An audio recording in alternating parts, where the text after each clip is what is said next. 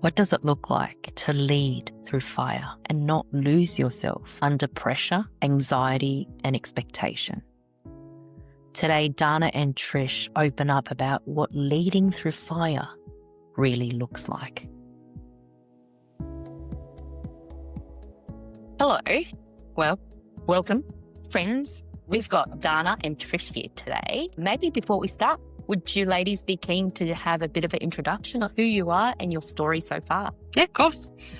My name is Trish Gorman. I'm one of the co-founders of the Female Leader. I'm lucky enough to be a founder with Dana. I have been in Canberra for about 10 years. Prior to that, I grew up in country Victoria in a little town called Moe that's got a bit of an ominous reputation. Left the country, came to Canberra, first off for Y2K, got into tech. Stayed in tech for about 8 years and then decided to move to Sydney. Continued that tech journey, working for a lot of the big banks. Decided I'd like to be a consultant, and then I started my first company, which was a consultancy company with my husband. And then left that and we came back to Canberra. We continued to be consultants in Canberra. Always wanted to do something in this female leadership space because there was definitely a space and a gap for a service to be offered. And I had that kind of bubbling in the back of my mind. I'd been looking at some of the service offering. And then I met Dana, and I suppose the two pieces kind of connected. It's a bit like a Meccano set of sorts, and to my yin was her yang, and when we discussed the female leader, it just happened. What about your story, Dana? Hi, Susan. Lovely to meet you, and thank you for having us today. My story's a little different, I guess. I'm born and bred Canberran. There aren't too many of us around. And, like Trish grew up in a country town, it's kind of like a country town here as well. So, yeah, look, I'm co-founder of the Female Leader. We launched the business earlier this year, providing a platform for women across all industries. And essentially, I think being able to provide resources that we've been able to, collectively collect over the years has been really inspiring, actually, this year. It's been a really nice journey to have such an incredible community of women around that clearly need some sort of, community. And we're it. And it's been going great. Yeah. Awesome. And if you were to write an autobiography for yourself, what would the title be and why? I'll let you go first on this one, Dana. Really? I haven't really thought this one through, because I think I'm a bit of a tornado. I kind of come through, and that's where, Trish is completely right. We are the yin and the yang. I don't know. I don't have an answer for this one, actually. Trish, do you? Look, I've been thinking about this one a bit, and I know that sometimes, people kind of tease me a little bit about this one, but for me to be integrity over applause. I mean, one of the things too, it's really important for us is around values for the Female Leader, and we've been really intentional on who we work with and who we align ourselves with. So, I've had that tested for me personally over the years, and sometimes it means that we don't collaborate with certain people, or we don't use services from certain companies because it doesn't sit with our value set. And I suppose that would be my title of my story would be, integrity over applause. Because sometimes, you have to choose that integrity piece over the longer term applause. That's helpful. What about for you, Dana, now that you've had an opportunity to think? Yeah, probably for me, it's follow your gut. Yeah, follow your gut. Follow your instinct. Gut instinct's always right, I think.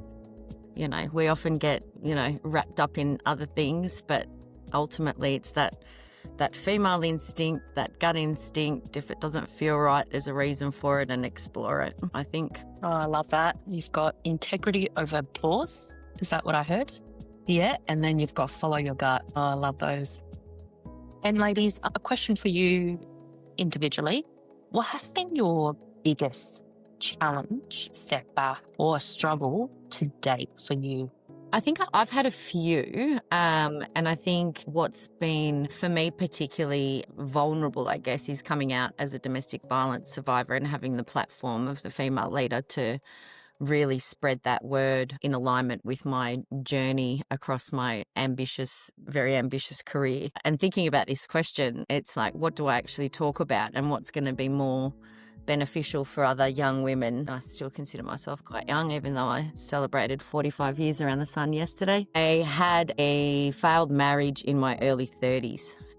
And throughout that failed marriage, it was a very short marriage, but it was kind of what I thought you're sort of meant to do. I grew up in a very traditional Macedonian home. I was quite young, I was 27, and it was an epic failure. It didn't work out. He ended up essentially leaving me for another woman that he'd met at work, and despite the fact that I'd had some suspicions, kind of never admitted it. But what had happened was we were trying to get pregnant and it wasn't working. And he left, and shortly thereafter ended up becoming pregnant with this new person. So I realised that I had a fertility issue. So throughout that journey, not only was I kind of covering up at work that I was going through a divorce, I was in a new role. I had strategically moved into the role so that I could further advance my career. I had to deal with some pretty deep personal issues that, once again, if I go back to that, listen to your gut. Had I listened to my gut in the beginning, I would have known that there was an issue. I would have sought medical advice sooner. I would have gotten on top of the severe issues that I had, with my organs that then got me, if you look back at that, I was a very early hysterectomy patient. So looking back, I think having successfully maintained a career, particularly in an industry that's completely saturated with men, whilst, keeping all of this to yourself to make sure that you're not judged and you're not the wrong way, or you miss out on opportunities because of your personal health or your circumstances, or whether or not you're going through something like, what I was going through. But I think ultimately, if I look back, that was a time that I really learned that not only was that self-talk important to me, it was, listen to your gut, and that's how I got through. I'm curious. You mentioned that you actually knew something was not right, and you mentioned that you kind of delayed. Do you think that you delayed because you felt like there's a possibility of being judged by people, or what do you think was kind of driving you delaying figuring out things in your health, or delaying what's going on? That's interesting, because that's probably one of the things that I suffer with most, is the fear of being judged. And having come from that really traditional upbringing, I was also faced with the stigma of the divorce itself. So not only was I becoming a divorcee in my early 30s, and now there is a stigma because I'm very happily married, but I have had an instance where it didn't work out. But from a health perspective, I think I was just denying the inevitable. And had I listened to myself when I realized that there was a problem, it doesn't necessarily mean that you have to have a partner and be ready to have a child to realize that you've got a problem. I didn't necessarily have that desperate desire to become a parent, but I realized that I had challenges. And then, I have a beautiful, very healthy, bouncing off the walls 8-year-old son, and he's an IVF baby. And again, that was part of my journey, was, once I realized that I was fertility challenged, that if and when found somebody that I wanted to start a family with, that would involve, a journey through IVF. And I was lucky enough that, I found the partner that I wanted to become a parent with. So, my story is, a little bit of judgment, a little bit of self-judgment. There's a lot of self-judgment that I've learned to manage over the years, and that's where that reassurance and self-talking helps, and that instinct and learning to follow it, which is really hard to do. Thanks so much for sharing. It's almost like something's not right, and it's over the years developing that courage to kind of going against it, or actually not delaying resolving. Well, yeah. And at 39, when I went in to see my gynecologist, and I was ready for an argument, and I said, you just need to remove my uterus. She was like, okay. It's not a common thing that a 39-year-old's going to come in saying, get rid of it. It's just there comes a time where quality of life is a lot more important than what you think needs to happen or don't know. Well, that's huge. How are you feeling now, having Brilliant. removed? brilliant. Why keep a muscle that you don't need that's causing you so much drama? I'm very black and white about that. It's absolutely improved my quality of life. It's improved hormones, it's improved temperature levels. Like I'd be sitting in a boardroom and I wear glasses, right? And my glasses fog up and I'd be discreetly taking my glasses off and wiping them clean and putting them back on because the boardroom's full of blokes and they wouldn't have a clue what I was going through, you know? So that all sort of has come to, has certainly settled down. And just my quality of life in general, just being able to be active with my son, being able to enjoy time, you know, I was bent over most of the month and you kind of go, what for? What were you going through at the time? I had endo and adenomyosis as well. And I had previous surgeries where I'd had endo removed. I only had one fallopian tube. I'd had an ectopic pregnancy when I was 21.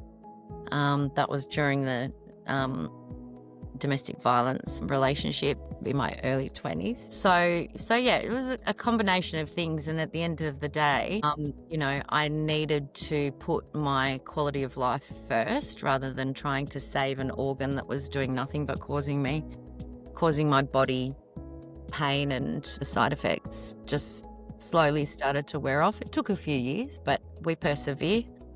We certainly persevere monthly. Why do we not think of ourselves longer term? And I think, you know, there stereotypically is this idea that, oh, like a hysterectomy, what?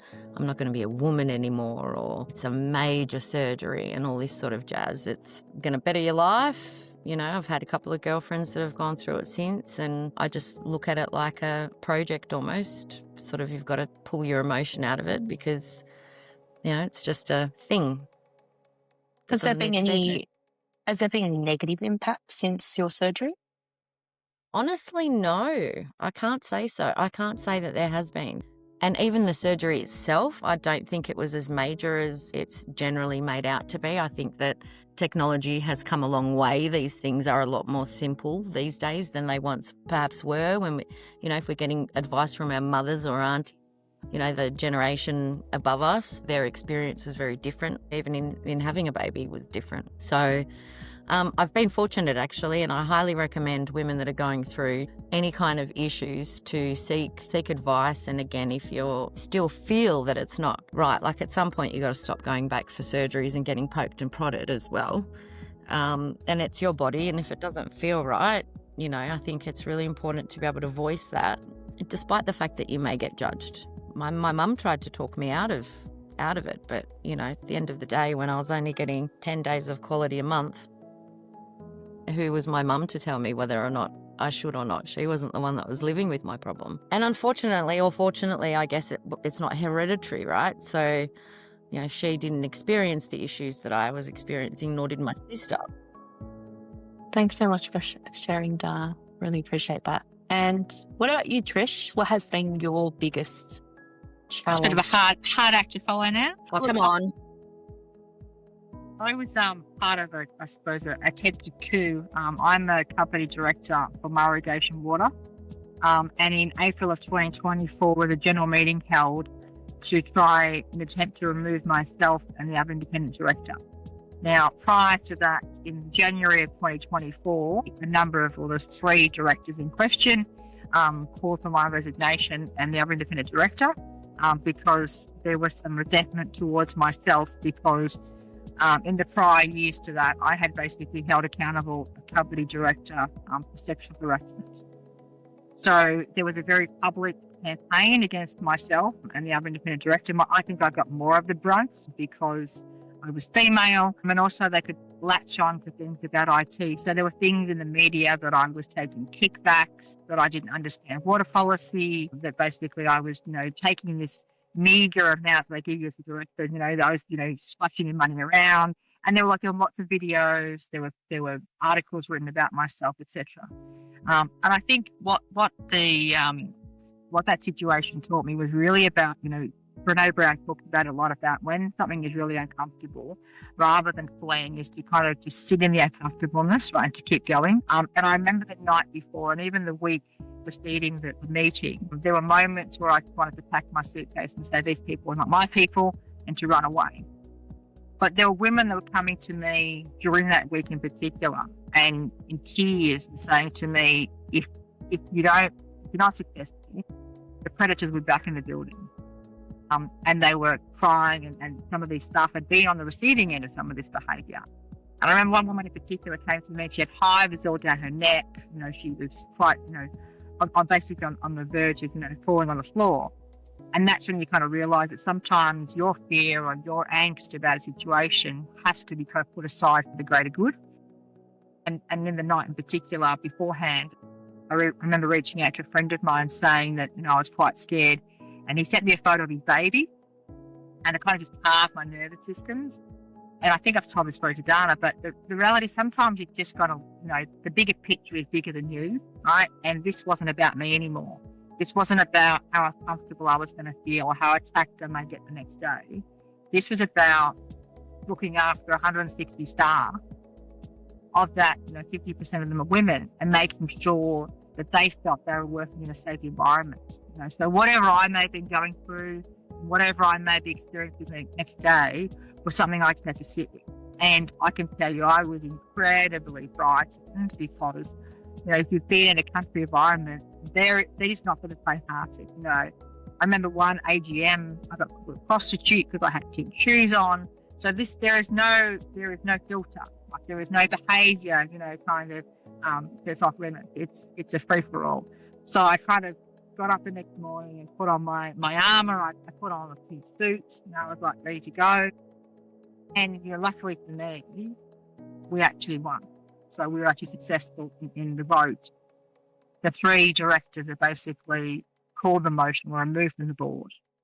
And I think that for me, from a lesson point of view, is that sometimes whatever you're feeling, whatever the discomfort is, whatever the fear is, you have to be uncomfortable in that moment and harness all that courage and to be brave and to go forward. Because it's the long-term game and the long-term kind of benefit for people outside of myself was far more important. Thanks for sharing. I'm curious, what kept you going, Trish? Because I think I heard the words being frightened. But what kept you going, though? I think it was knowing these young women were basically, their well-being was on the line. And I think that, I think back to when I was 20 and I was starting work, the behaviour wasn't like that. I mean, yes, I got patted on the head every now and then, as a 20-year-old, but there was a difference back then. I think that there was more of a covert chauvinism, where now I'm seeing a lot more overt chauvinism and kind of inappropriate behaviour. And I wanted to be able to say to those female staff, we're not going to allow this anymore. The fact was, this was about something that was important to me, and we go back to that integrity piece, was that for me to walk away, and I got threatened, your reputation will be ruined. And I remember having it was like a street fight, so to speak, right, in front of people. And I said, let's dance, like really, like if I go down with this, I'm okay with that, because realistically, I have done everything in my power, part of my integrity, to say this is not appropriate. And if the cards fall as they do, then I can look myself in the mirror and say that, I'm happy with who I am as a person. I did my best. I think that really relates to when you talked about your autobiography title, which was Integrity Over Applause. It sounds like this was so important to you that you were willing to let go of your reputation. Did that sound 100%. About right? And, the reality as well is that people will actually remember you more for making a stand. People will not respect you if you allow behaviour to go through to the keeper. I remember I had to leave my husband for about 3 weeks, and I stayed down there in Deniliquin, and I organised basically meetings like a project. Like, I was kind of like, okay, well, this is what we need to do. We need to change the narrative. We need to speak to our community and say this is why this is an important issue.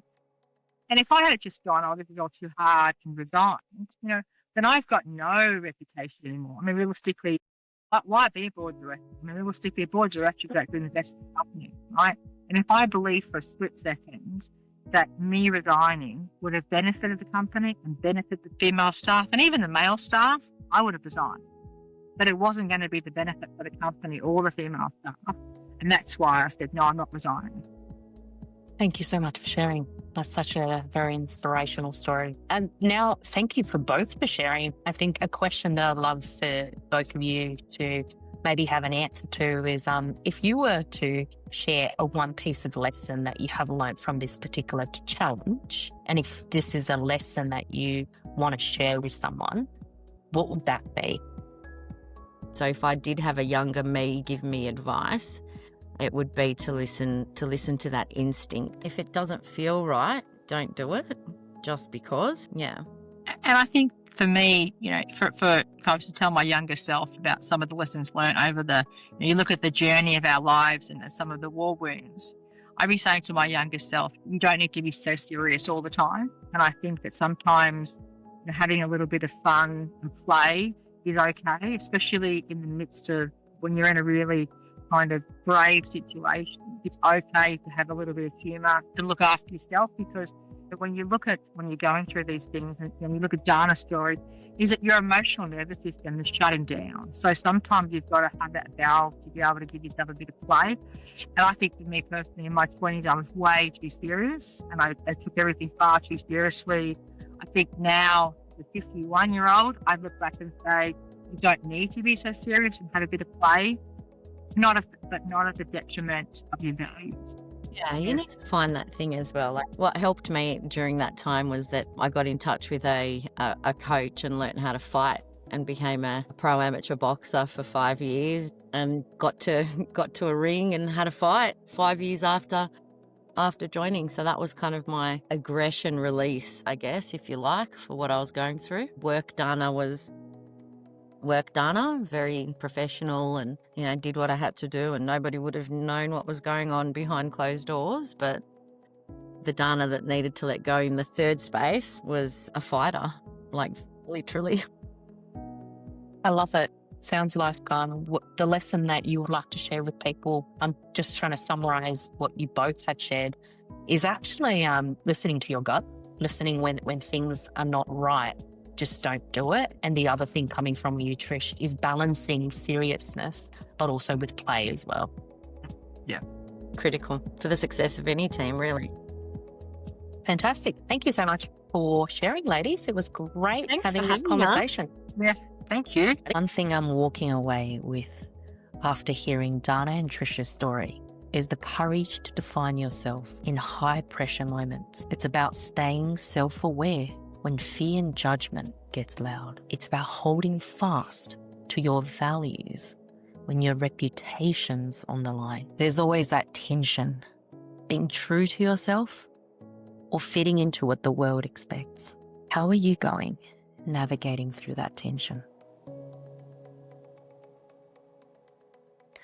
Thanks for listening to If I Could Tell Her One Thing. If this conversation resonated with you, why not pass the gift on to someone else? See you next time, friends.